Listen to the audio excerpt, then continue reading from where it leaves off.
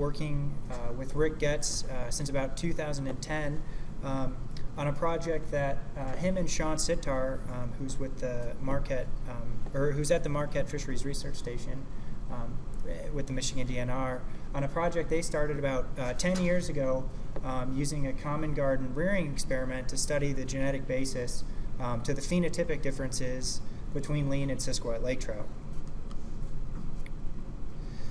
So really, one of the main objectives of these common garden rearing experiments are to study the genetic basis to phenotype. And so the phenotype that an individual expresses is really a result of the interaction between that individual's genotype and the environment that that individual is exposed to throughout their life. And so by bringing a number of individuals that display these, that display a variety of different phenotypes, it allows you to control for those environmental factors and really focus on the genetic effects that are causing these different phenotypes. So for this particular study, lean and Siskiwet eggs were collected from 2 locations in Lake Superior back in 2006. Lean eggs were collected from spawning fish at the Gull Island Shoal, which is near the Apostle Islands in western Lake Superior.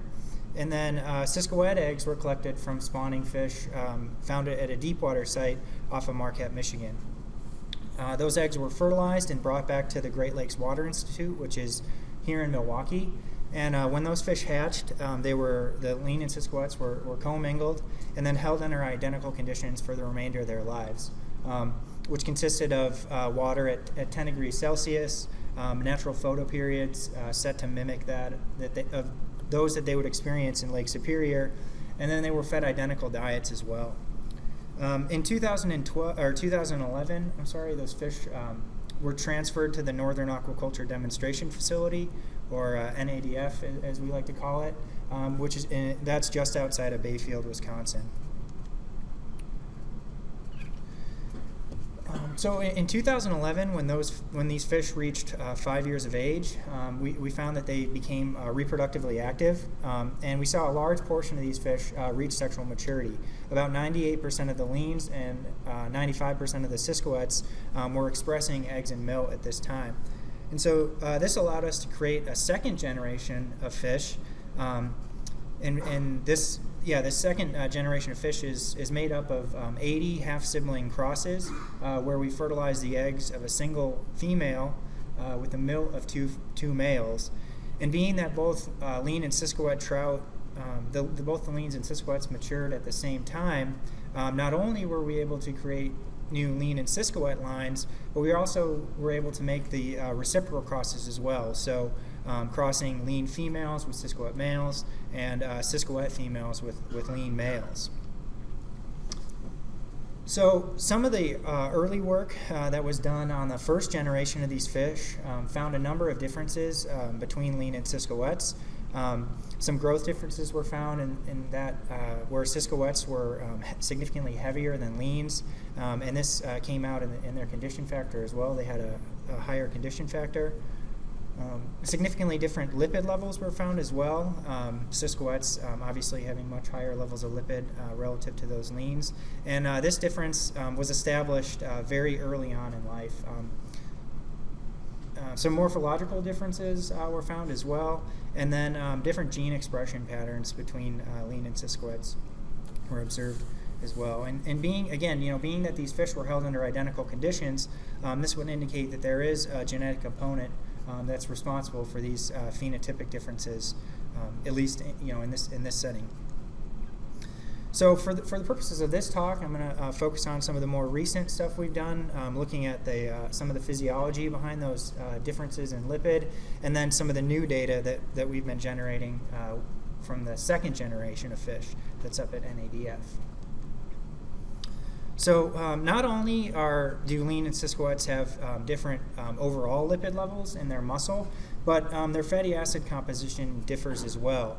And so in this table, I have 13 different fatty acids that we looked at. And those rows highlighted in red are fatty acids for which leans have significantly higher levels of. And then those rows in yellow are fatty acids for which Siskowetz have higher levels of. What's interesting though is if you look at the omega-3 fatty acids, we saw that Siskowetz had significantly higher levels of all of them, and in particular EPA and DHA down at the bottom, they had much higher levels compared to those leans. There's also some evidence that might suggest there are alternate metabolic phenotypes for lean and Siskowet lake trout. Especially with respect to lipid metabolism and possibly energy storage. We saw that when these fish were 3 years of age, we looked at glycogen levels and lipid levels in both their muscle and liver, and we saw that leans had significantly higher levels of glycogen in those tissues, while Siskowetz had significantly higher levels of lipid in those tissues.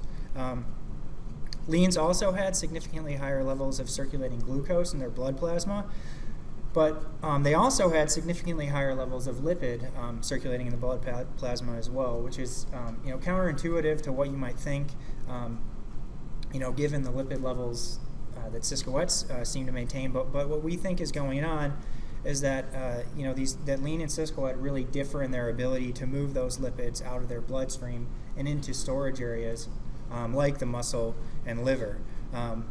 And that may reflect an alternate strategy of energy storage in these two forms. So moving on to some of the new data that we're starting to see in the second generation of fish. So here I have bar charts of mean length and weight for the different crosses that we have, indicated by the different colors there. And then the letters represent a similarity in the means for those groups within a sampling period, so within each year that we sampled them. And we saw similar patterns to the first generation of fish, and then we saw the Siskowet cross outgrowing the lean cross. We observed this up until the most recent year, where we started to see the leans catch up to the Siskowets in terms of weight, and then actually exceed them in terms of length. What is, I think is one of the more interesting aspects of this generation of fish is that the intermediate crosses are not necessarily intermediate to the lean and Siskowet crosses in terms of growth. We see that lean by Siskowet cross seems to be the largest cross, and that Siskowet by lean cross is much smaller than the other groups of fish. Oh, and then this is the condition factor of those crosses throughout the study, but we do see that the Siskowets are maintaining the highest condition factor out of all of those crosses, and they're still doing that today. So when these fish were 2 years old, we used truss analysis to look at the morphology of these crosses in the same way we did for their parents.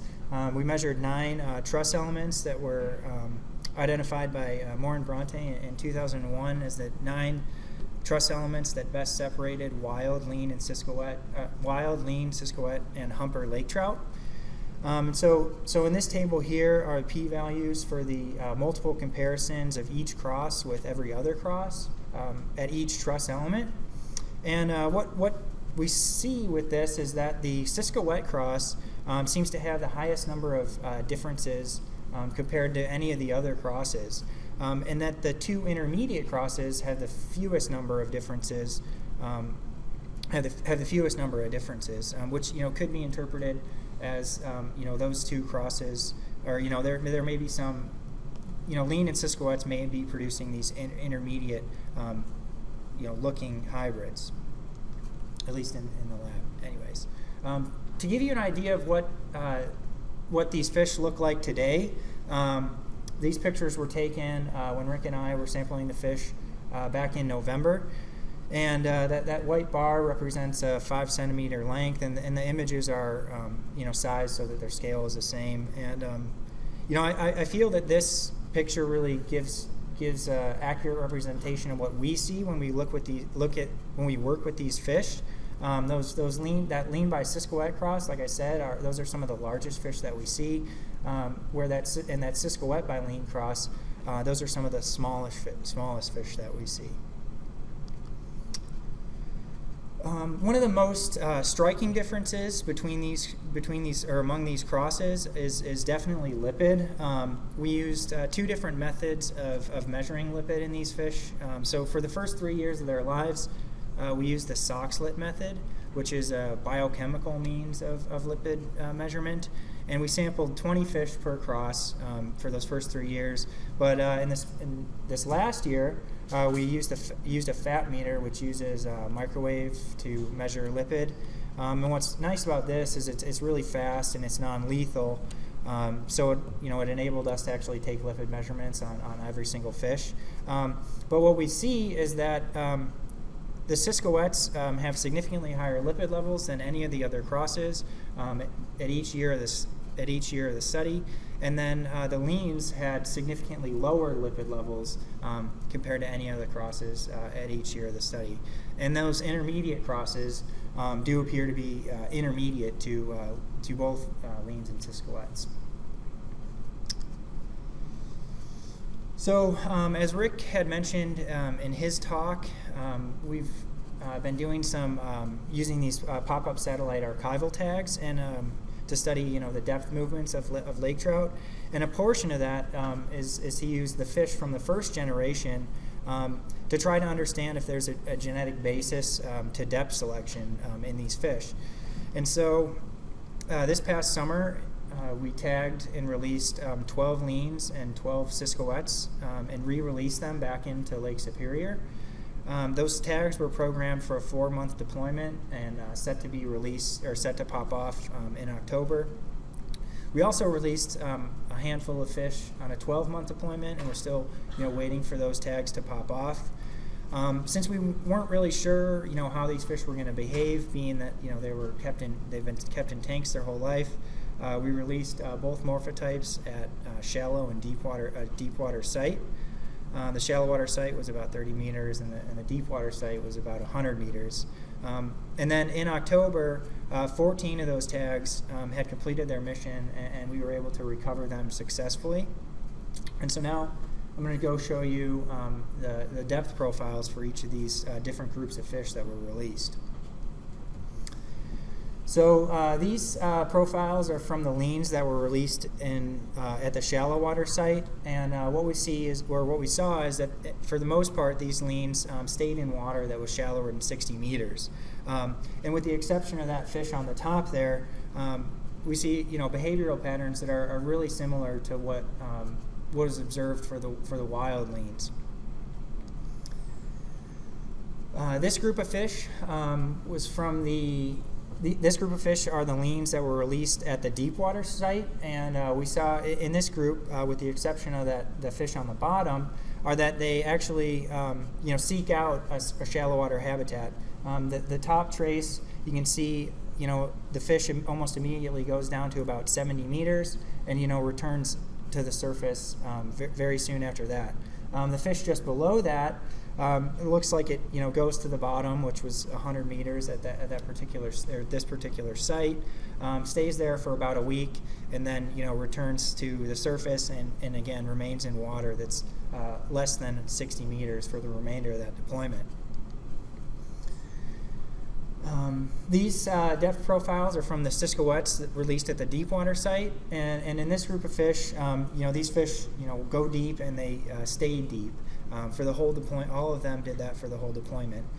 Those two depth profiles on the bottom are very similar to the wild Jasonowicz, where we see them coming off the bottom at nighttime and utilizing the upper layers of the water column.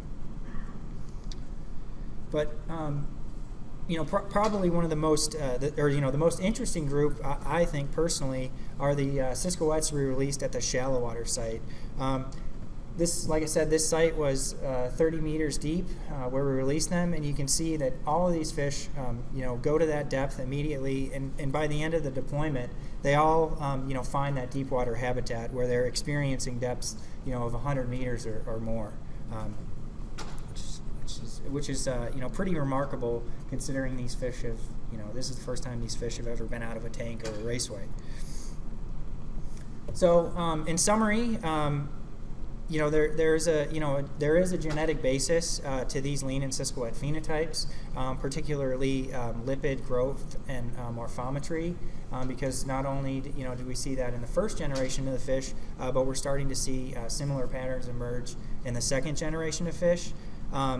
There may also be there's also a genetic basis to some of the physiological phenotypes, and then that behavior associated with depth selection as well.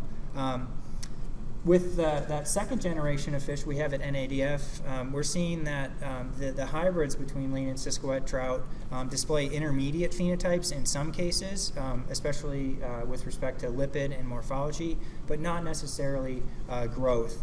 And one thing we're going to do in the future is use some genomic methods to try to understand what genes are controlling these traits and the inheritance patterns associated with them.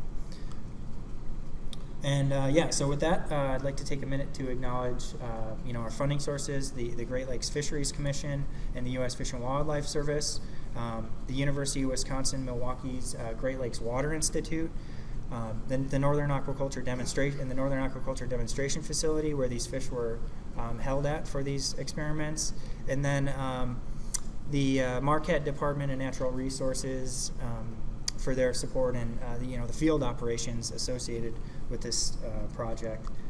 And last but not least, this project has been going on for almost 10 years now, and there have been really a large number of people that have been involved throughout the various aspects of it. So with that, you can take any questions.